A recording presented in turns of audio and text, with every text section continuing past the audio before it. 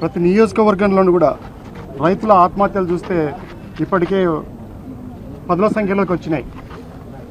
రెండో జిల్లాలో ఉమ్మడి జిల్లాలో చూస్తే 100ల సంఖ్యలోకి వచ్చాయి. నేను కోరేది ఏమిటంటే ఈ ప్రభుత్వాన్ని ఎప్పుడైతే రైతు పంటలు మీరు ప్రకటిస్తున్న ధర కనీస మద్దతు ధర ఏదైతే ఉందో మినిమం సపోర్ట్ ప్రైస్తో ఆ ప్రైస్తో కొనడానికి మీరు సిద్ధపడాలని నేను కోరుతూ ఉన్నాను. మీకు నిజంగానే ప్రజల పట్ల రైతుల పట్ల ఏ మాత్రము ప్రేమ అభిమానం ఉంటే ఆ పని చేయాలి. ఇదేం కొత్తగా చెప్తున్న మాట ఏం కాదు. ఎన్నో కొనుగోలు కేంద్రాలు, మొక్కజొన్న కొనుగోలు కేంద్రాలు కానీ, కందుల కొనుగోలు కేంద్రాలు కానీ, లేదా వరి కొనుగోలు కేంద్రాలు కానీ బోలెడన్ని పెట్టిన సందర్భం ఇక్కడ ఉంది. నేను పీడీఐఎంలో ఉన్నప్పుడు, బావగారు మంత్రిగా ఉన్నప్పుడు రాజశేఖర రెడ్డి గారు కానీ, కిరణ్ కుమార్ రెడ్డి గారి టైం కానీ, ఎవరి టైం అయినా కూడా కోట్లాది రూపాయలు రైతులను ధరలు తగ్గిపోయినప్పుడు, ధరలు ఉన్నప్పుడు కొనమని మేము చెప్పట్లేదు. కనీస మద్దతు ధర అని ఎందుకు ప్రకటిస్తారంటే ఆ మాత్రం ధర లేకపోతే రైతు కష్టమని ప్రకటిస్తారు. ఆ ధరని మీరు ఎందుకు కొనలేకపోతున్నారు? ఒకవేళ రైతు ప్రభుత్వం బుద్ధి అని అది ముందుకొచ్చి కనీస మద్దతు ధరతో కొనడం స్టార్ట్ చేస్తే మార్కెట్ వర్గాలు ఎక్కువ ధరకు కొనడానికి ముందుకొస్తాయి. ఎప్పుడైతే ధరలు పెరుగుతాయో అప్పుడు కావాలంటే ప్రభుత్వం విత్డ్రా చేసుకోవచ్చు. దానికి ఏం అవసరం లేదు.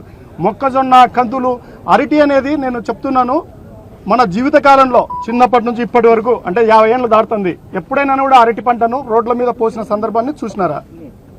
ఎప్పుడైనా చూసినారా? అరటి పంట రోడ్ల మీద పోస్తుంటే దాని అర్థం ఏమి? ఈ ప్రభుత్వం అక్కడ పూర్తిగా వైఫల్యం చెందింది. దీనికి శ్రద్ధ లేదు. 99 పైసలకి ఎకరా ఇస్తామని చెప్తారు. 99 పైసలు అనేటివి చలామణిలో ఉన్నాయా? నేను ఇక్కడ 4 రోజులు నిలబడతాను, ఎవడన్నా 99 పైసలు తీసుకురమ్మను, తీసుకొచ్చి దాన్ని చలామణి చేయమను. ఎట్లా చేస్తాడో చూద్దాం. ఏ పైసకి ఏమొస్తుందో, 5 పైసలు ఎక్కడ ఉందో, 20 పైసలు ఎక్కడ ఉందో, 10 పైసలు ఉందో, ఏమొస్తుందో చూద్దాం. మీకు లెక్కలేంతనం. అంతేకాకుండా అదే సమయంలో నాకు చాలా బాధేసేది ఏంటంటే ఎంఆర్పీని మీరు ప్రకటిస్తున్నారు. ఏది? మద్యం బాటిళ్ల మీద. ఈ మధ్యనే తీసుకొని చూసినాను కాబట్టి చెప్తున్నాను. మ్యాక్సిమం రీటైల్ ప్రైస్ అని బెల్ట్ షాపుల్లో అంటే మ్యాక్సిమం రీటైల్స్ అంటే దానికంటే గరిష్ట ధర దానికంటే అమ్మకూడదని, ఎక్కువ అమ్మకూడదని. ఆ బాటిళ్ల మీద ఏమో మీరు 30 రూపాయలు, 40 రూపాయలు, 60 రూపాయల వరకు కూడా కళ్యాణ దుర్గంలో అమ్ముతున్నారు. నా దగ్గర ఆధారాలు ఉన్నాయి. ప్రభుత్వం ప్రకటించిన మద్యానికేమో మీరు రెట్టింపు ధరలు, ఇంకా ఎక్కువ ధరలు మీరు అమ్ముతూ ఉన్నారు.